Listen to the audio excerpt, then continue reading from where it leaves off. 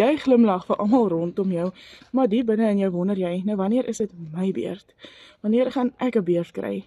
Ja, maar kyk, Sunny het alweer ryk geërf. Ja, Piet se pa het vir hom 'n nuwe Hilux bakkie gekoop. Jy weet, 'n mens vergelyk jou verskriklik baie met ander. Maar weet jy wat? Ons almal, ja, dis nie ons tyd hier, dis die Here se tyd. Ons almal se tyd verskil. Dalk het daai ook maar 'n vragseer wat hy wegsteek, net soos wat ek het, nie soos wat jy het, maar een ding wat ek definitief weet, Liewe Jesus het vir my 'n plan gestuur, hoe om 'n ekstra inkomste te verdien, want kom ons face it, in vandag se lewe is 'n ekstra inkomste so noodsaaklik. Hoe funksioneer 'n mens nog op een salaris? Vir my is dit onmoontlik. Dis hoekom ons Ali twee keer gesien het.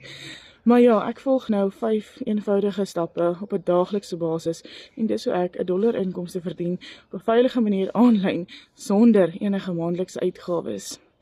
As ek hierdie gratis replay vir jou kan stuur, met jou kan deel, skryf net vir my gratis wat ek hom by jou uitkry, want hierdie mag dalk net jou deurbraak ook wees. Daar is altyd hoop.